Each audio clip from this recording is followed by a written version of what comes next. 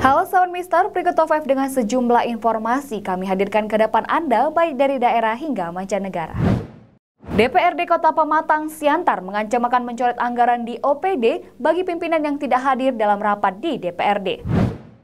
DPRD Kota Pematang Siantar mengancam akan mencoret anggaran organisasi perangkat daerah atau OPD apabila pimpinan atau kepala OPD yang bersangkutan tidak menghadiri pembahasan perubahan PAPBD tahun anggaran 2022 di komisi-komisi. Ancaman itu ditegaskan Ketua DPRD Kota Pematang Siantar Timur M. Lingga SH. Pernyataan geram ini disampaikan karena ketidakhadiran pimpinan OPD karena dianggap tidak peduli terhadap program-program yang diusulkannya. Pencoretan anggaran itu disampaikan oleh Timbul untuk menindaklanjuti interupsi dari salah satu anggota DPRD Kota Pematang Siantar yang meminta agar para pimpinan OPD diinstruksikan wali kota menghadiri pembahasan PAPBD tahun 2022 di dalam rapat-rapat komisi. Timbul menekankan agar seluruh kepala OPD tidak boleh tidak menghadiri rapat komisi tersebut. Hal ini mengingat pengalaman sebelumnya di mana pimpinan OPD sering tidak hadir saat pembahasan di komisi. Namun ancaman ini sepertinya kontradiktif dengan pernyataan Wakil DPRD Siantar Mangatas MT Silalahi sebelumnya.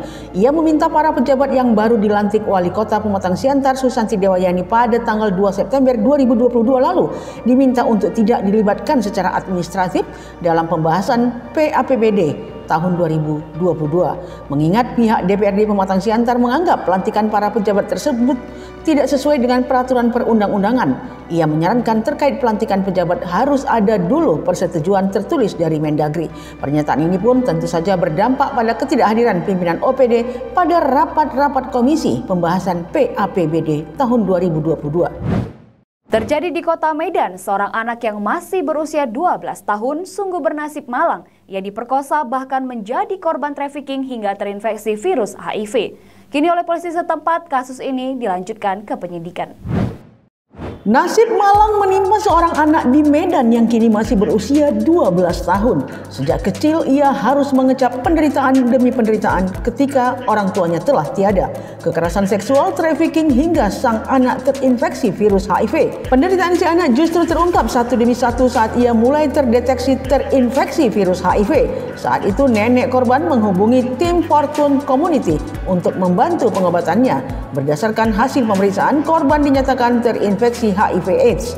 Penderitaan korban bermula tahun 2017. Saat itu anak masih berusia 7 tahun.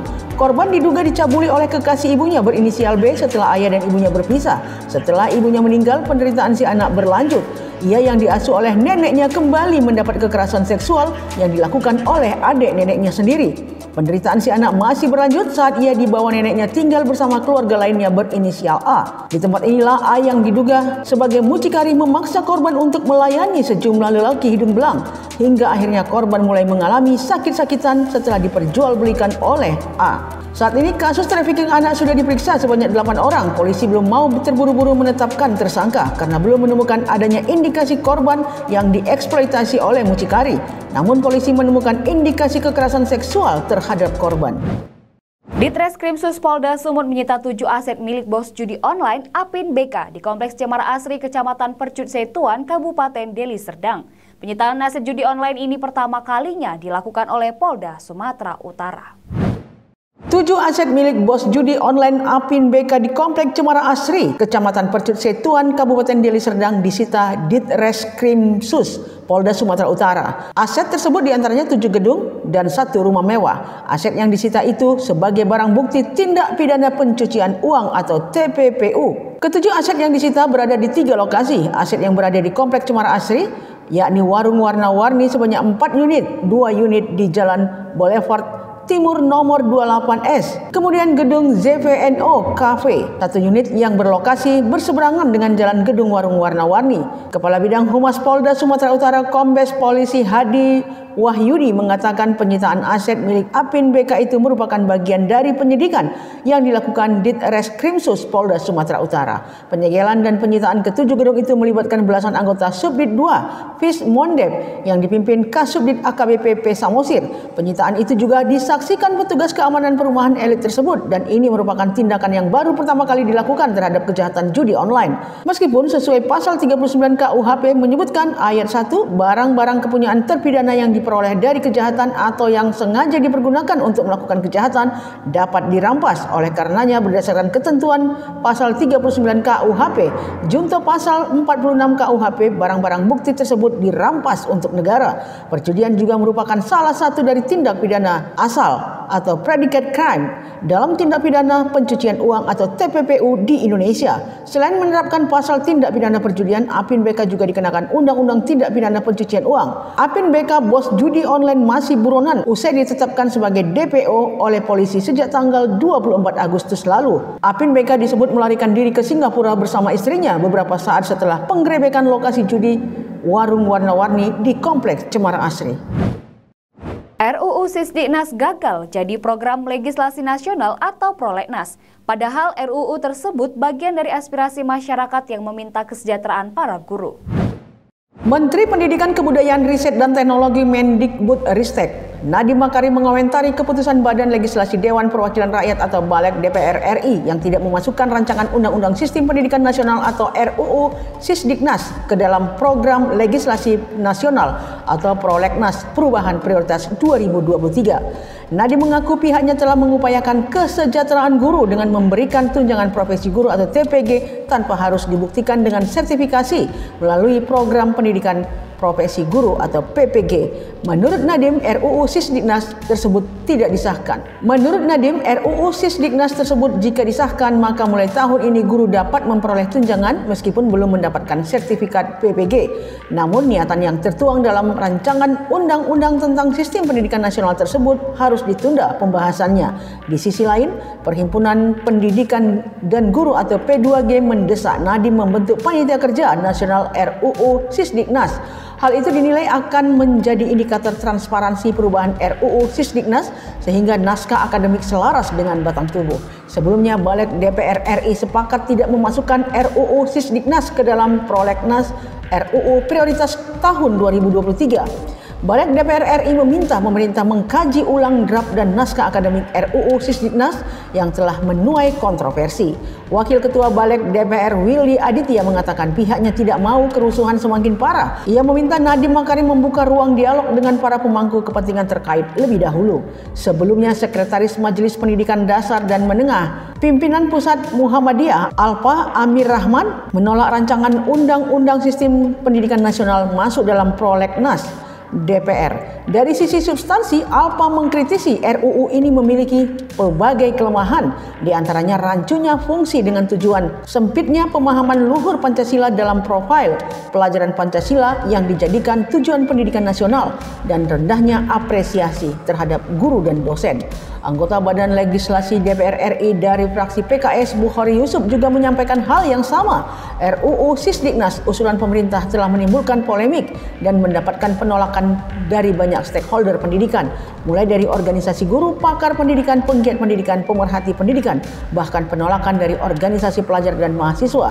Pihaknya juga meminta pemerintah untuk membuka aspirasi publik seluas-luasnya dan melibatkan seluruh stakeholder pendidikan nasional dalam penyusunan naskah akademik dan draft RUU Sisdiknas. Sejumlah poin penting yang disoroti dalam RUU Sisdiknas seperti tak ada aturan tunjangan profesi guru, calon guru wajib lulus pendidikan profesi guru PPG, wajib belajar 13 tahun, PAUD jadi jenjang tersendiri, Tridharma perguruan tinggi, serta Pancasila wajib masuk kurikulum. Rusia kelabakan menghadapi Ukraina hingga melakukan pengerahan tentara secara massal. Bahkan Putin mengeluarkan perintah wajib militer yang kini ditentang warganya sendiri.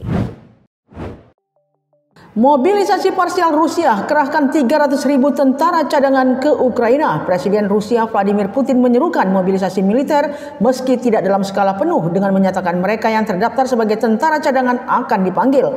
Putin mengatakan pasukan Rusia menghadapi operasi militer di barat di garis depan sepanjang 1.000 km di Ukraina. Putin memprioritaskan bagi mereka yang pernah berdinas di angkatan bersenjata, punya pengalaman dan keterampilan militer. Sebelum dikirim ke medan-medan pertempuran, tentara cadangan ini akan menerima pelatihan. Ia menambahkan dekret mobilisasi militer secara parsial sudah ditandatangani. Menurut Kementerian Pertahanan Rusia, ada sekitar 2 juta tentara cadangan di negara tersebut. Beberapa laporan menyebutkan jumlah yang dipanggil saat ini sekitar 300.000 personel. Dalam kesempatan ini, Putin mengatakan Rusia akan mendukung referendum di Luhansk, Donetsk, Kherson, dan Zaporizhia untuk bergabung dengan Federasi Rusia. Ia menuduh Barat memulai perang melawan Rusia di Ukraina pada tahun 2014.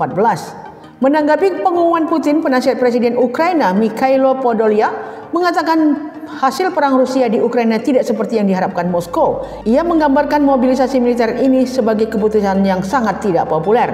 Perdana Menteri Belanda Mark Rutte sementara itu menyebut Presiden Putin panik.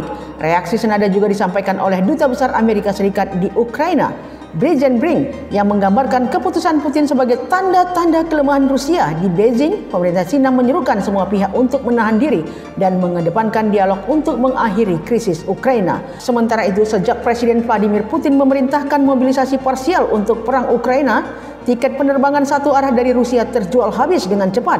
Penerbangan keluar Rusia ludes disikat warga meski harganya meroket tinggi. Mobilisasi parsial ini menimbulkan kekhawatiran beberapa pria yang di usianya masuk syarat pertempuran tidak diizinkan meninggalkan Rusia. Data Google Trends menunjukkan lonjakan pencarian untuk Aviasales, situs pemesanan penerbangan paling populer di Rusia. Penerbangan langsung dari Moskow ke Istanbul di Turki dan Yerevan di Armenia, 2 tujuan yang memungkinkan orang Rusia masuk tanpa visa, terjual habis pada Rabu 21 September 2022. Selain itu, ribuan orang turun ke jalan untuk memprotes kebijakan mobilisasi parsial dengan wajib militer tersebut. Setidaknya 1.252 orang dari 38 kota ditangkap menurut aktivis HAM. Di Moskow, ratusan berunjuk rasa berkumpul di Old Arbat di pusat kota Moskow dengan seruan yang memaki tindakan Putin. Rekaman menunjukkan polisi anti huru-hara menyeret sejumlah pengunjuk rasa. Gelombang protes di Rusia pecah. Mereka tidak takut meski ada peringatan dari kantor kejaksaan bahwa siapapun yang melakukan protes dapat mengakibatkan hukuman hingga 15 tahun penjara karena menyebarkan informasi palsu tentang wajib militer. Demikianlah Top 5, saya Vanessa Marpaung, sampai jumpa.